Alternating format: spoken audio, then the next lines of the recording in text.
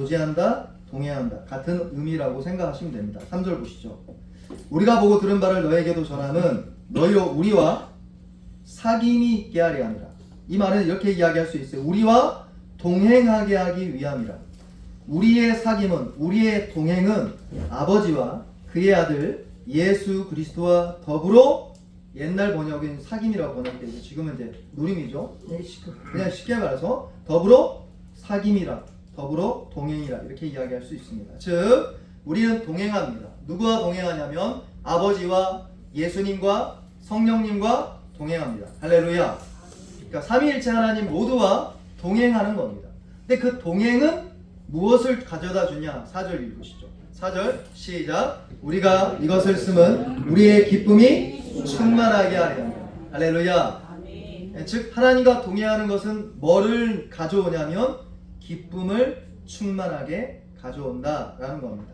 근데 문제는 여러분과 제가 기쁨을 자주 잃어버린다는 겁니다. 부부싸움 하면 싹 없어지죠. 그죠? 이제 직장 갔는데 갑자기 마음에 안 드는 직장 상사가 나를 째려보면 싹 없어지죠. 감기가 걸리면 기쁨이 싹 사라지죠. 내가 원하는 성적이 안 나오면 기쁨이 싹 사라지죠. 주님과 내가 동행하는데 날마다 이게 사라졌다 찾아왔다, 사라졌다 찾아왔다. 즉 이 말은 무엇을 의미하냐면 여러분과 제가 하나님과 동행하더라도 기쁨을 상실하고 잃어버릴 때가 종종 있다라는 겁니다. 즉 하나님과 여러분이 동행하는 걸 방해하는 게 있다라는 겁니다. 그래서 오늘은 동행을 하는데 방해되는 요소를 몇 가지 살펴보려고 합니다. 그걸 통해 여러분의 하나님과의 동행이 축복으로, 기쁨으로 주어지기를 주는 축복합니다. 근데 이게 동행을 방해하는 요소를 이야기하자면 부정적으로 언급을 해야 되잖아요. 그래서 부정적인 언어를 긍정적 언어로 바꿔서 살펴보겠습니다. 따라합시다. 하나님으로 시작하자. 다시 한번 하나님으로 출발하자. 할렐루야. 여러분 예배 드려올 때 딱 앉으면 무슨 생각 나요? 여러 가지 생각이 나죠. 어쩌면 여기 PC방 게임하다가 그만둔, 딱 이렇게 레벨업 하다가 딱 그만둔 생각도 나고. 요즘 게임 안 하나 보네. 아이들 공감을 안 하네요. 네. 어떤 분은 이러더라고요. 이렇게 줄러 오면 어르신이죠. 어르신인데 이제 이렇게 가스불 켜놓고 온 게 기억나고. 그죠? 그러니까 우리는 하나님으로부터 예배를 시작하고 하나님으로부터 출발한다는 게 낯섭니다. 근데 사도 요한은 하나님과의 동행을 방해하는 여러 가지 요인들 중에 가장 근본적인 걸 먼저 시작함으로 시작합니다. 요한일서 1장 5절 바로 그 이야기입니다. 보시죠. 같이 여러분 좀 읽어주세요. 시작. 너희에게 듣고 너희에게 전하는 소식은 이것이니 하나님은 빛이시라 그에게는 어둠이 조금도 없으시지 않은 것이니라. 요한은 지금 기쁨에 대해서 이야기하면서 갑자기 뜬금없이 하나님을 이야기합니다. 왜 그런지 한번 질문해 보셨습니까? 정당한 질문에 대한 답변은 4절과 5절이 연결이 있다는 의미고, 그 연결에서 동행 그리고 기쁨은 우리에게 찾아오는데 기쁨을 계속 유지하는 비결이 사실은 5절에 있다는 것을 우리가 논리적으로 그냥 상정할 수 있습니다. 즉 여러분과 저의 동행을 계속 방해하고 기쁨을 방해하는 요소는 뭐냐면 하나님으로 출발하지 않아서라는 겁니다. 그래서 사실 그리스도인의 삶의 제일 문제는 뭐냐면 항상 첫 번째 원리인 하나님으로 출발하지 못한다는 겁니다. 예배 드릴 때도 하나님으로 시작하지 않고 누구로 시작합니까? 여러분 손을 가슴을 대보세요. 가슴을 대보세요. 아니면 이렇게 하든지. 누구로 시작해요? 네, 여러분으로 생각합니다. 그러니까 예배 드릴 때도 여러분으로 시작하죠. 나 헌금을 안 가져왔네? 여러분으로 시작하는 거예요. 나 기도 이번 주 못했네. 여러분으로 시작하는 거예요. 설교 들어야 돼. 이 밤 잠을 못 잤네. 아니에요. 여러분으로 시작하는 거예요. 잠깐. 보일러 불을 안 껐네? 아니요. 여러분으로 시작하는 거예요. 즉 여러분과 저는 본질상 근본적으로 여러분으로 시작하는 게 늘 익숙합니다. 일어나면 뭐 생각해요? 여러분 생각하죠. 친구 생각하거나 엄마 아빠 생각하는 아이 봤어요? 없어요. 우리 서영이는 서영이 생각하고 서유리는 도성어도 도성어로 생각하고. 근데 바로 사실 거기에 문제점이 있다는 겁니다. 우리는 우리 자신으로 시작합니다. 예배 드릴 때도 여러분으로 시작하고, 공부할 때도 여러분으로 시작하고, 기도할 때도 여러분 어떻게 시작해요? 여러분으로 시작하죠. 하나님으로 시작하지 않습니다. 근데 요한은 하나님을 이야기합니다. 바로 여기에 우리 대부분의 문제가 있다는 걸 여러분이 이해하실 필요가 있습니다. 사실 이건 쉽지 않습니다. 왜냐하면 18세기 산업혁명 이후에 사실상 우리에게 이런 경향성이 태어나자마자 몰려 들어옵니다. 여러분의 교육 과정이 뭘 가르칩니까? 여러분의 자존감을 부추기죠. 여러분은 이런 존재야. 그죠? 그래서 비교하는 이유는 여러분 때문에 그래요. 왜 공부합니까? 나 때문에. 왜 직장생활해요? 나 때문에. 부모님 때문이라 하지 마세요. 부모님께 효도하기 위해서 나 좋은 직장, 그런 말 하지 마세요. 그거는 나중에 그거예요. 왜 결혼하죠? 나 때문에. 그래서 부부싸움을 하는 이유가 뭔지 아세요? 나 때문에 결혼했어요. 남편도 나 때문에, 아내도 나 때문에. 근데 이 사람이, 저 사람이 나 때문에 결혼했는데 나의 행복이랑 관계없는 행동을 하네. 이 사람은 똑같이 생각하네. 그래서 어떻게 일어나요? 전쟁이 일어나는 겁니다. 그러니까 이거는 여러분이 태어나자마자 자연스러운 겁니다. 인간은 자기 중심으로 생각하고 사고하고 판단합니다. 어느 누구도 피해갈 수 없어요. 사실상 여러분이 교육을 많이 받을수록 이런 경향성은 짙어집니다. 상대를 생각하지 않습니다. 그게 자연스럽습니다. 내가 이기적인 게 인정을 받는 걸 뭐라고 이야기하냐면 자존감이라고 합니다. 제가 대학 때 이런 이야기를 들었어요. 저는 이제 식품공학을 전공했어요. 이제 뜬금없죠. 식품공학을 전공했어요. 근데 식품공학이 정말 나한테 안 맞았어요. 이렇게 이제 그게 이공계거든요. 미적분도 해야 되고 수학도 해야 돼. 머리가 터져나갈 것 같아요. 공부 잘하시고 수학 잘하는 누가 있을까요? 네네. 이재열 집사님 수학 얼마나 부러운 거예요. 근데 가운 입고 이렇게 생활해야 되니까 너무 힘든 거예요. 그래서 제가 우리 때는 대학교 2학년 끝나고 군대 갔거든요. 우리 청년들은 아니잖아요. 1학년 되면 이제 한 학기 하고 가기도 하고 1년 하고 가기도 하는데, 근데 그 2년 동안 다 하고 나니까 복학하니까 제가 전공을 들을 필요가 없었어요. 다 들었어요. 그래서 뭘 했냐? 내가 원하는 인문 계열에 있는 막 찾아다녔어요. 그러다가 무슨 과목인지 생각은 안 나는데 교수님하고 이렇게 그룹으로 이야기하는데 자존감에 대해서 쓰라는 거예요. 자존감. 근데 그때 제가 예수님을 만났거든요.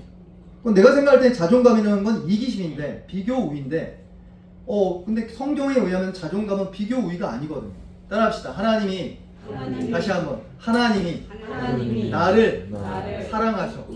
이게 성경적 자존감입니다. 근데 우리는 그러니까 절대적으로 나를 생각하고 사랑하세요. 여러분이 뭐가 돼서가 아니라, 여러분이 공부를 잘해서도, 여러분이 건강해서도 아니고, 그냥 여러분이기 때문에 하나님이 당신의 외아들 주셨습니다. 아멘이죠? 여러분, 이 사랑 깨달아 하나요? 그죠? 아까 찬양했잖아요. 그게 놀라운 거예요. 근데 그래서 저는 절대 평가지 상대 평가가 아니다. 자존감 이렇게 이야기하니까 그 교수님이 서울에서 서울대 출신이죠. 그래서 기병사 하는데 그 교수님 아리송하는 거예요. 저를 보면서 자기를 이해 못하겠다는 거예요. 상대적으로 평가받아야 내 자존감이 높아지지 그럴 수 없다는 거죠. 그러니까 이해할 수 없는 겁니다. 왜냐하면 모든 사람들, 모든 교육 철학과 전제가 사람으로 시작합니다. 네, 그래서 이게 확장되면 어떻게 되냐? 복음도, 교회도, 예배도, 기도도 다 뭐에서 시작하는지 아십니까? 하나님에서 시작하지 않아요. 우리는 다 사람의 측면에서 시작합니다. 그래서 나한테 어떤 유익을 주느냐, 교회 가면 나한테 뭘 주느냐. 전도할 때도 그렇잖아요. 전도할 때 어떤 교회는 돈 주는 교회도 있더라고요. 돈 주면 올걸요 아마? 한 10만 원씩 매주 10만 원씩 줄게요. 그러면 한 달이면 얼마 받아요? 40만 원. 그럼 올 거 아니에요. 그래서 어떤 교회는 돈 주는 교회도 있어요. 이게 왜 그렇다고 생각하십니까? 왜냐하면 이게 복음과 연관이 되면 복음이 하나님이 예수님이 십자가가 나한테 어떤 유익을 주느냐로 즉각적으로 생각되고 그러면 어떻게 되냐면 우리는 사실상 복음이 아니라 인간의 종교로 잘못된 길로 신앙생활을 하기가 쉽다라는 겁니다. 일단 인간에서 시작하면 여러분 잘못됩니다. 일단 여러분으로 시작하면 끝은 결국 망가지고 잘못되어 있다라는 겁니다. 성경은 언제나 하나님으로 시작합니다. 따라합시다. 하나님으로 시작하자. 그래서 여러분 이런 질문을 하시면 안 됩니다. 나는 문제가 많은 세상에 살고 있다. 나는 내가 뭘 못 갖고 있다. 나는 내가 필요로 하는 게 뭔지를 알고 싶습니다. 나는 행복이 없어. 나는 공부가 부족해. 나는 예배할 때 기분이 잘 안 좋아. 나는 은혜를 못 받았어. 나는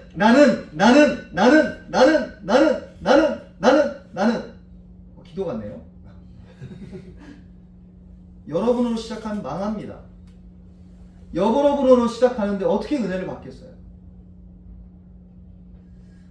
그러니까 여러분의 소원과 여러분의 관점에서 애당초 근본적으로 시작하기 때문에 방향을 잃고 길을 잃어버리기 시작하기 때문에 그렇습니다.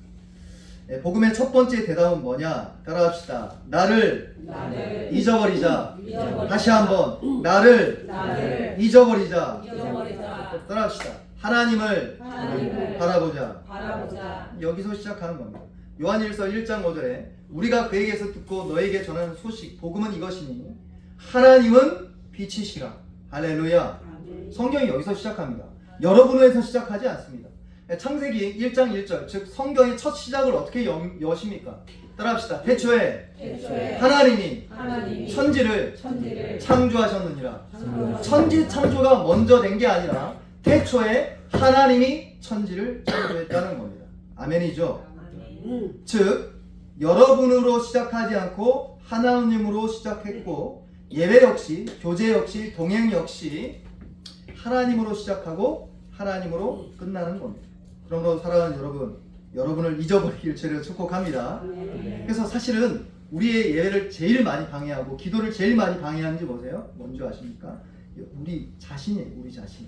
내 기분. 그래서 이제 21세기는 이제 감정의 세대니까 그러니까 기분. 그러니까 사실 여러분이죠. 여러분의 생각? 여러분이. 우리 자신에서 시작하면 길을 잃고 하나님과 동행하지 못하고 기쁨을 누리지 못한다는 겁니다. 이것이 하나님과의 교제를 방해하는 첫 번째 원인입니다. 두 번째는데요. 따라합시다. 하나님의 거룩하심. 이걸로 시작하기를 주는 축복합니다. 요한일서 1장 5절입니다. 보시죠. 요한일서 1장 5절. 다시 한번 읽습니다. 시작. 우리가 그에게서 듣고 너에게 전하는 소식은 이것이니 곧 하나님은 빛이시라. 그에게는 어둠이 조금도 없으시다는 것이니라. 아멘. 사도 요한이 아까 언급했던 것처럼 하나님과 3절에 동행하면 4절에 있는 것처럼 기쁨이 충만합니다. 아멘입니까? 근데 기쁨이 충만한데 5절부터 이후에 있는 자연스러운 질문은 그러면 이 기쁨을 어떻게 유지하고 어떻게 강화하느냐라야 될 것입니다. 근데 5절부터는 갑자기 뜬금없이 하나님으로 시작하고 그리고 하나님에 대해서 소개하는데 하나님의 여러 속성이 있지 않습니까? 하나님은 자비로우시고 사랑이 많으시고 사랑이 많으시고 긍휼이 많으시고 근데 그런 이야기를 해야 뭔가 기쁨이 찾아올 것 같잖아요. 막 축복의 말, 사랑의 언어, 그죠? 긍정적인 말을 들으면 내가 좋을 것 같고 축복이 찾아올 것 같은데 요한은 뭘로 시작하냐면 어둠이 조금도 없으시니라. 그는 빛이시라. 즉 하나님은 영원한 빛이요 어둠이 조금도 없으신 거룩하신 하나님이라는 것을 언급함으로 시작하고 있다는 겁니다. 따라합시다. 하나님의 거룩하심으로 출발하자. 예, 동행은 여기서 시작되는 겁니다. 그러니까 동행이 여기서 시작되기 때문에 뭐가 필연적으로 남게 되냐면 이걸 이해하지 못하면 사실상 코로나 이후 시대에 교회가 갖고 있는 문제가 뭔지를 이해하기 쉽습니다. 그러니까 코로나가 2020년도 시작했죠. 2019년도까지 제가 선교 갔다 왔으니까 몽골 선교. 그러니까 2020년도는 해외 선교를 못했어요. 해외 선교도 줄어들고. 그러니까 왜 그러냐? 교회들이 2020년 코로나 이후에 즉각적으로 줄어들기 시작했습니다. 여러분, 코로나 이후 이전과 이후의 통계 결과를 나오는데 충격적이죠. 그리고 제가 최근에 누구한테 들었는지 모르겠지만 우리 청년 있죠? 청년이 예수 믿는 청년 퍼센테이지를 3% 이하예요. 3%. 아무도 안 놀라네요. 승준아, 100% 중에 3%예요. 우리 승준이 정말 귀한 형제예요. 3%. 그러니까 100명 중에 3명. 직장인 100명 중에 3명만 예수 믿네. 지금 청년들이. 이거 심각한 거예요. 그죠? 그러니까 코로나 이후에 급격하게 이 퍼센테이지가 줄어졌습니다. 근데 왜 그렇죠? 코로나라는 전염병이 찾아왔을 때 우리는 다 당황했어요. 하나님이 나를 사랑하신다면서 코로나 때문에 내가 고통을 받네? 갑자기 전쟁이 나고 재난이 있게 됩니다. 그래서 지금 대한민국 상황을 보면 심상치 않죠. 중국은 커가죠. 중국은 대만한테 협박하고 있죠. 대만 바로 옆에 붙어 있잖아요. 러시아는 커가죠. 북한은 있죠. 그죠? 여러분, 전쟁이 안 날 거 생각하세요, 영원히? 왜? 여러분이 그렇게 생각하셔도 전쟁은 무시무시한 겁니다. 그냥 나는 거예요. 갑자기 나는 겁니다. 제가 왜 이런 언급을 하냐면 재난이나 전염병이나 고통이나 어려움이 그리스도인의 생애 가운데 갑자기 임할 때가 있다는 겁니다. 코로나는 그걸 이야기합니다. 그래서 교회는 어떻게 반응합니까? 어떻게 반응했어요? 모른다 하죠. 모른다. 왜 그런지 모르겠어요. 하나님 우리 사랑하십니다. 아니요. 거기서 시작하시면 안 됩니다. 따라합시다. 하나님은 빛이시라. 아멘. 하나님은 빛이시고 어둠이 조금도 없으신데 여러분과 저는 어둠으로 가득 차 있고 빛이 아니며 굴절되어 있고 하나님 앞에 나아갈 때마다 죄인으로 판명 나눈다는 것을 먼저 여러분이 시작점을 깔고 시작해야 된다는 겁니다. 히브리서 12장 14절 이렇게 이야기합니다.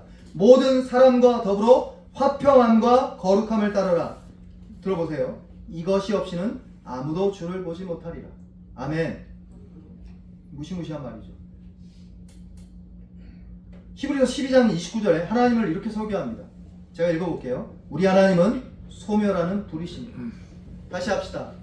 따라합시다. 하나님은 소멸하는 불이시다.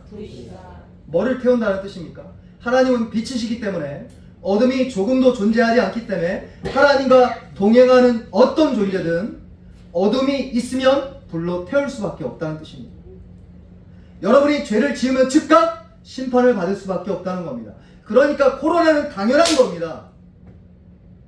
당연히 여러분은 심판받아야 되고 당연히 질병 가운데 고통받아야 된다는 겁니다. 왜 그렇죠? 여러분과 제가 빛이 아니고 어둠이기 때문에 그렇습니다. 이걸로 시작하지 않아서 그렇다는 뜻입니다. 이 말은 뭘 담고 있냐면 여러분과 제가 하나님 앞에 나아올 때 바로 여러분의 어둠과 여러분의 죄가 온전히 드러나서 여러분과 제가 죄인이라는 것이 밝혀진다는 것입니다.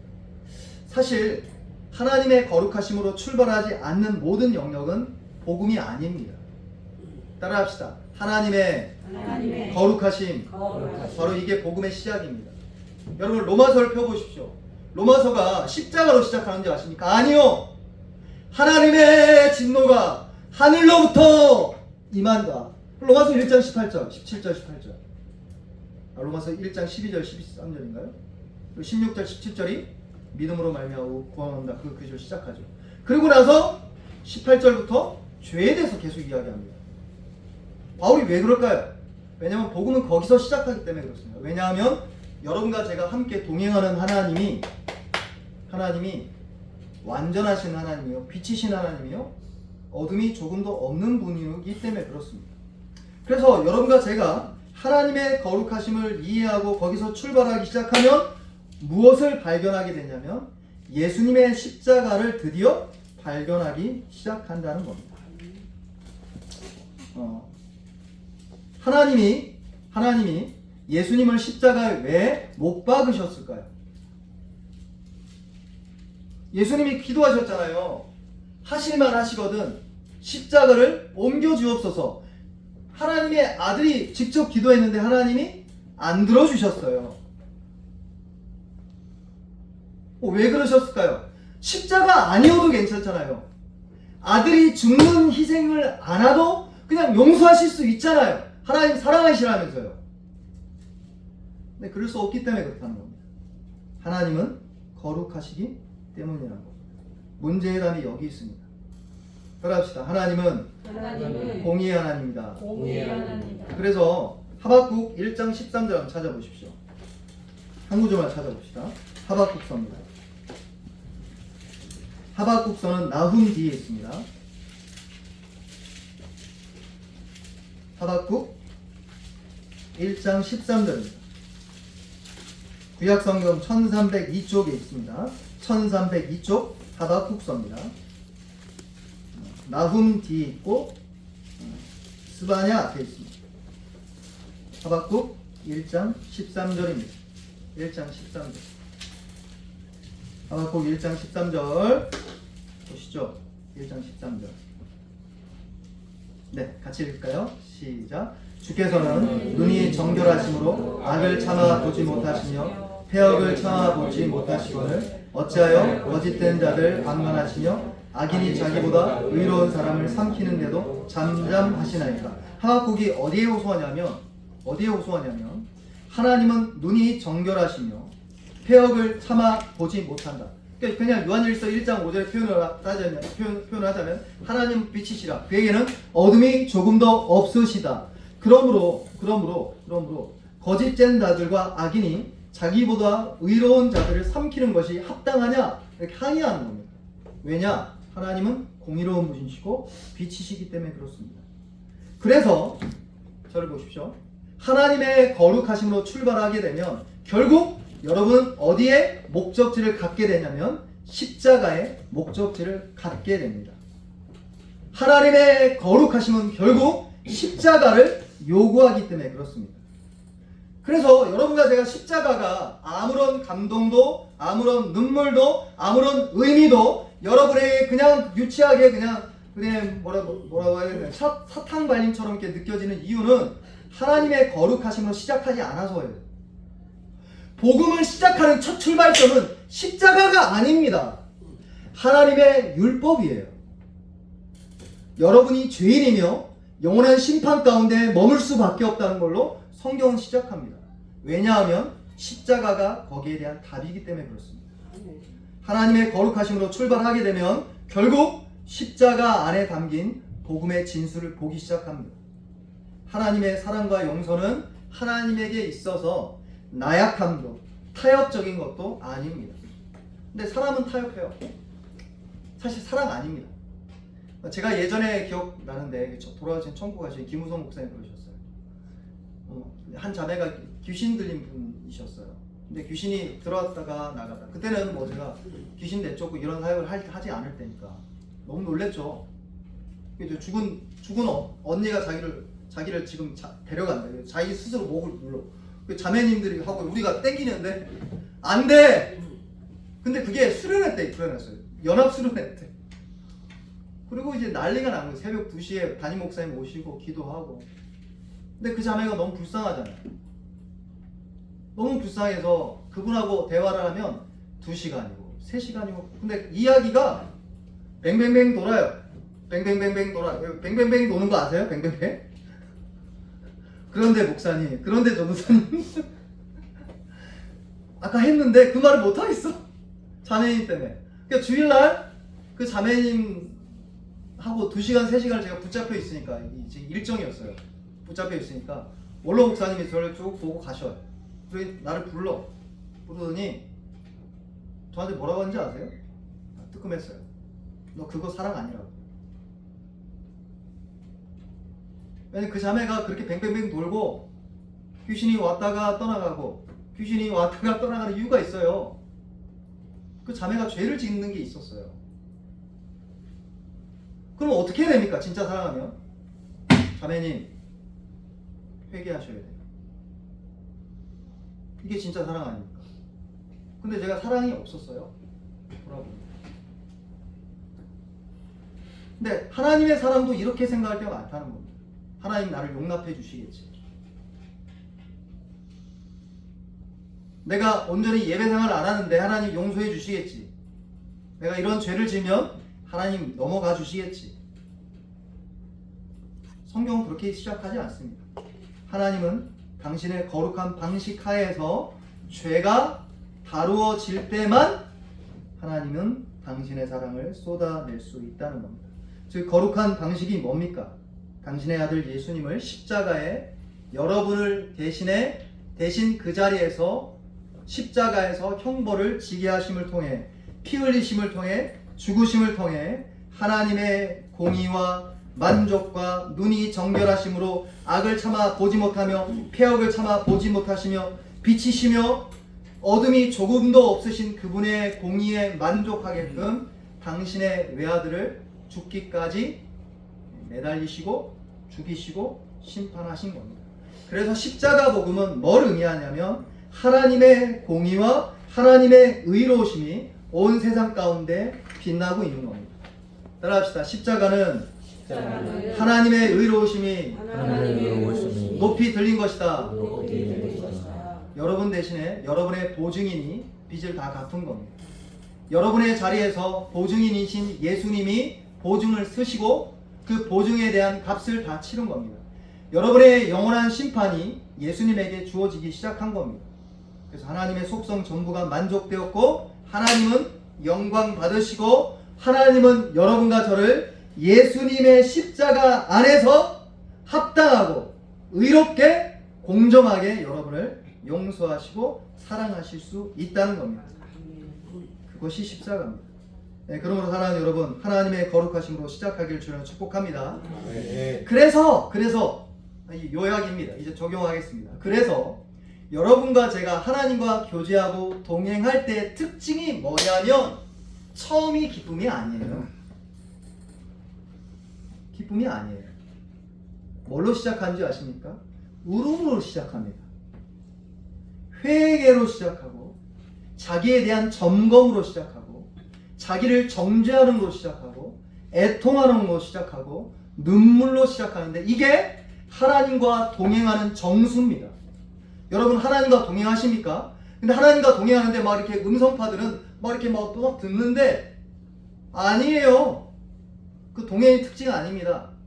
동행의 특징은 눈물이요, 애통이요, 울부짖음이요, 자기 혐오요, 자기에 대한 부인이요, 이런 걸로 시작하는 겁니다. 즉 예수 그리스도로 시작하는 겁니다. 할렐루야. 네, 그러므로 여러분 자신에게서 시작하지 말기를 주님의 축복합니다. 아멘. 여러분의 예배를 여러분 자신에게서 시작하지 마십시오.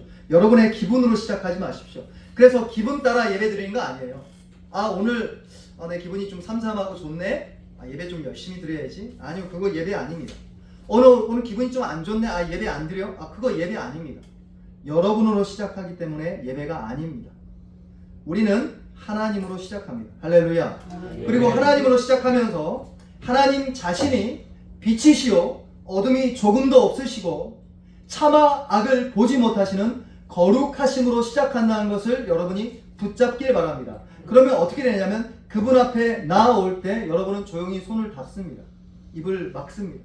그리고 하나님과의 교제를 방해하는 여러분 안에 늘 갖고 다니는 어두운 잡동사니들을 치워버리는 작업을 합니다. 이걸 성경적 표현으로 회개, 애통, 십자가를 짊어진 자기 부인 혹은 옛사람을 버림 이렇게 표현합니다. 그래서 하나님과의 동행에 대한 모습을 팔복은 4가지 복을 통해 이렇게 언급합니다. 따라합시다. 심령이 가난한 자, 다시 한번 심령이 가난한 자, 애통한 자, 온유한 자, 의에 줄이고 목마른 자. 여러분 어떤 묘사겠어요? 울고 있는 거예요. 자기를 혐오하고 있는 거예요. 뭐라고요 이게? 그리스도인의 모습이라고. 바로 이 모습에서 하나님하고 동행하는 여러분이 진짜가 나타나는 겁니다. 네, 그러므로 하나님으로 시작하기를 주는 축복합니다. 예배와 기도를 하나님으로 시작하십시오. 네, 그러므로 여러분은 잊으세요. 따라합시다. 나를 잊자. 여러분이 뭘 했는지, 여러분이 지금 어떤 감정인지, 어떤 생각인지 잊으세요. 따라합시다. 하나님으로 시작합시다. 하나님은 어둠이 조금도 없으시고 빛이신 거룩하신 분임을 믿음으로 시작하십시오. 바로 이 안에서 십자가를 바라보기 시작합니다. 그리고 예수 그리스도의 십자가 안에서 하나님께서 당신의 공의를 쏟으시고 여러분을 영원히 사랑하시는 하나님의 그 사랑을 붙잡기를 주여 축복합니다. 그러면 이걸 알게 되면 애통하고 심령이 가난하고 온유하고 의에 줄이고 목마른데 놀랍게도 기쁨이 찾아오기 시작합니다. 할렐루야. 그래서 긍휼히 여기기 시작하고 청결한 삶을 살기 시작하고 할렐루야. 그것이 애통의 삶이요 회개하는 삶이요 빛이신 하나님과 함께 동행할 때 찾아오는 여러분의 정당한 메커니즘 반응, 여러분의 감사요 기쁨인 것입니다. 여러분 오늘도 주님과 동행하고 눈물이 있기를 바랍니다. 또 눈물 가운데 기쁨이 있기를 바랍니다. 나 같은 죄인을 용서하신 하나님의 사랑을 느낄 때 눈물이 있고 기쁨이 함께 있는 겁니다. 그런 은혜가 저와 여러분의 있기를 주님의 예수님의 이름으로 축복합니다. 같이 기도할까요? 우리 기도합시다. 조용히 눈을 감고요. 함께 기도합시다.